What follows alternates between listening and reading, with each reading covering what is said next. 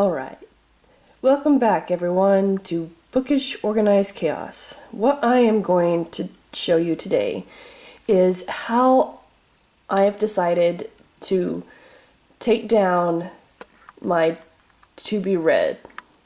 I have all the books I want to read, I own, or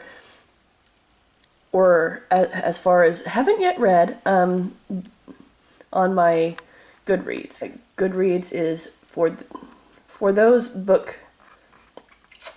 that are really interested in talking with other people as well as keeping track of their books and what they've read and the reviews of their books.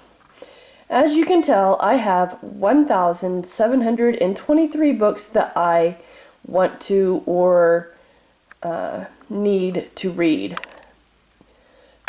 So this past year, I've decided that I need to start actually reading these books instead of just collecting books and books and books and books of stuff that I don't read or need to read or whatever. So as you can tell, the latest date of when I added the book to be read was in 2014, where I put first I put all the books that I actually owned, and then I started doing my usual thing where I will find a book or I get recommended a book and I just put it on, here willy-nilly without any sort of research or anything. So what now I'm doing is that I'm actually going to be researching the books that are on my to-be-read shelf as I'm told which book I'm supposed to read. How I determine that is as you see, it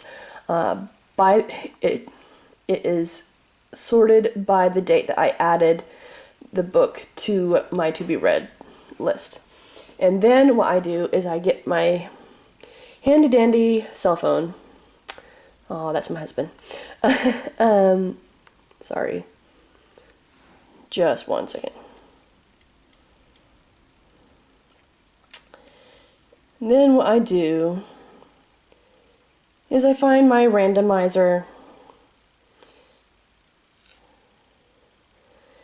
and then what I do is that I'm taking not the total amount of books, but I'm taking the amount of books that I've accumulated between between the latest date, which is this 2014, and I'm actually going, and what I'm doing is that I'm only doing 2014 this year, because what I'm trying to do is that since these had been on here for for a little over 2 years, is that I am starting to have this rule where if a book is on my to be read shelf for more than 2 years, then I need to either read it now, or I need to decide if it needs to stay for just a little bit longer. But it cannot exceed more than 3 years on my to be read shelf, because if it does exceed more than 3 years, then I have to tell myself that I have definitely lost interest in this book, because more and more important, and well, not really more and more important, but more and more books are taking my attention away from the books that I used to really want to read. So what I'm trying to do here is get to the number of books, the number right here, the number of books that I need, the number I need for the total amount of books. All right, there we are.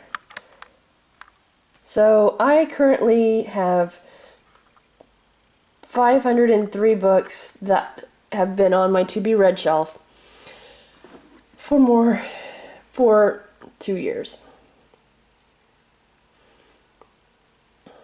And so, as I said, I will get my randomizer.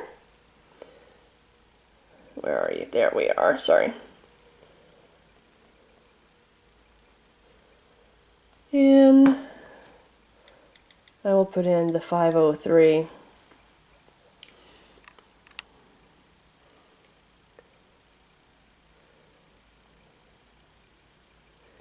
Then I will say generate. So 64. So book number 64 is going to be the book that I read.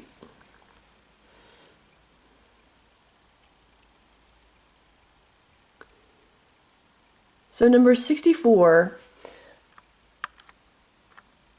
is Deadly Odd. Odd Thomas. I haven't really read a whole lot of the Odd Thomas series as far as Dean Koontz is considered. But